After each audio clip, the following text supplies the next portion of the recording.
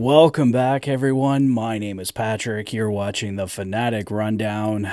The Edmonton Oilers have unfortunately fallen in Game 5 in much the same fashion that they won Game 4, with the Vancouver Canucks scoring a last-minute goal from JT Miller that gave the Canucks a 3-2 lead and ultimately a 3-2 victory and a 3-2 series lead. So the Vancouver Canucks will now have two cracks at eliminating the Edmonton Oilers in Game 6, and hopefully Game 7. The Oilers are now in absolute must-win territory, on the verge of elimination, just one loss away. Game 6, obviously a must-win, and then Game 7.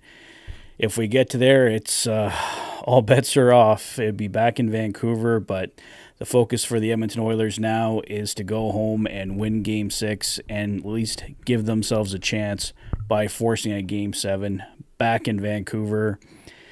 And I can't really say the Oilers got robbed tonight. They were the second best team on the ice. The Vancouver Canucks outshooting the Oilers 35-23. The Oilers made that shot total a little bit better in the third period. They just barely outshoot the Canucks 8-7.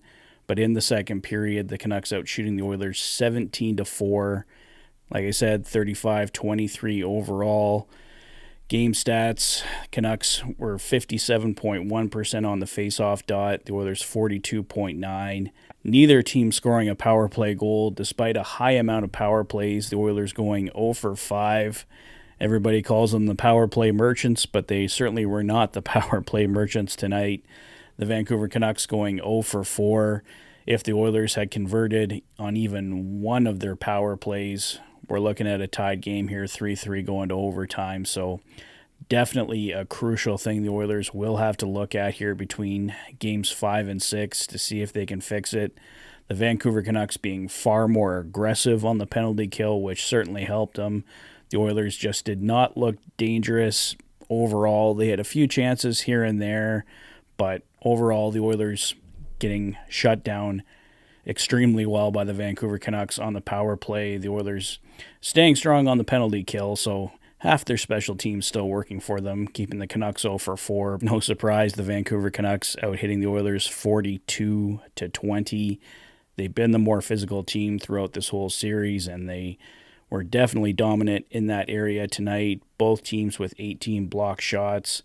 The Canucks with 10 giveaways to the Oilers 9. It felt like the Oilers had more giveaways, especially in the second period, so kind of surprised with that total, but is what it is. And the Oilers with 6 takeaways to the Canucks 3. But 5-on-5 tells the story tonight. The Vancouver Canucks, like I said, the better team through 40 minutes. I like the Oilers' play in the first period. They were up 2-1. It was a fairly strong start for the Oilers. Evander Kane opened the scoring, 4:34 in from Leon Draisaitl and Vinny Desharnais, giving the Oilers the early 1-0 lead. Carson Soucy, who was suspended for Game 4, comes back, gets the tying goal at 17:27, but the Oilers coming right back. Matthias Janmark and Connor Brown on a 2-on-1. Janmark converts at 17:50. Giving the Oilers the 2-1 lead after one. But like I said, the second and third period, definitely the second period anyway, belonged to the Vancouver Canucks. And unfortunately, with all those shots the Vancouver Canucks had, it was kind of a total fluke goal that goes in for them. I mean, it's a bad mistake by Evan Bouchard. He gets poke-checked from in behind the net. The puck comes loose, goes in 5-hole on Calvin Pickard. Canucks get the tying goal. It's 2-2 after 2, and then JT Miller at 19:27 buries a rebound off the post, giving the Canucks the 3-2 lead and the 3-2 victory here tonight. I think both teams hit a couple posts tonight. Calvin Pickard was excellent for the Edmonton Oilers. Calvin Pickard definitely the best player on the ice. Certainly not hanging this loss on him.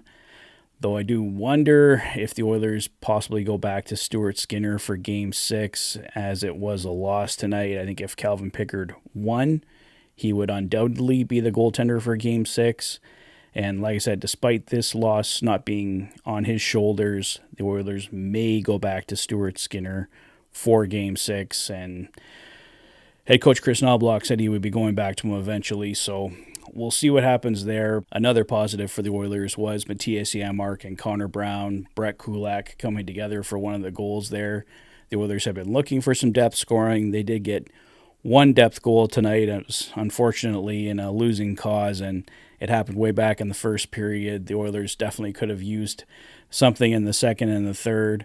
Artur Shilovs has been a strong goaltender for the Vancouver Canucks in this series, but I don't think he was overly tested aside from the first period tonight by the Oilers. So the Canucks came in here, wanted to win Game 5, wanted to take that 3-2 series lead, clearly more than the Edmonton Oilers. They outplayed them tonight. Like I said, again, outshooting them 35-23.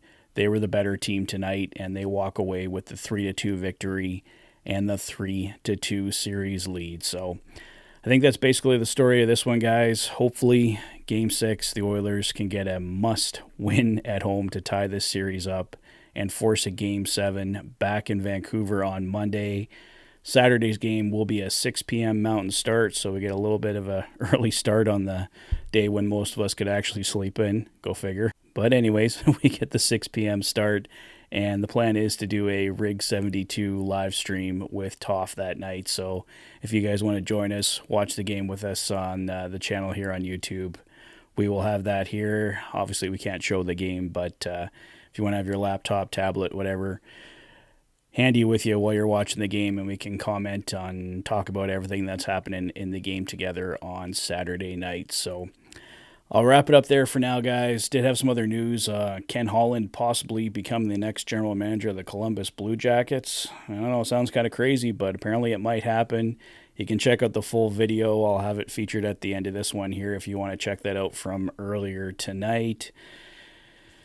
If you need a shirt to cheer yourself up, head on over to deflect.net. Use the code Fanatic20 for 20% off at checkout. They got some great Oilers merchandise there. Cheer you up, get you ready for Game 6. Head on over to deflect.net. But that's all for me for tonight, guys. Let me know your thoughts on Game 5 in the comments section below. If this is your first visit to the channel and you like what you see, please consider liking and subscribing for all the latest Oilers content. You've been watching the Oilers Fanatic. Thanks for being a fan.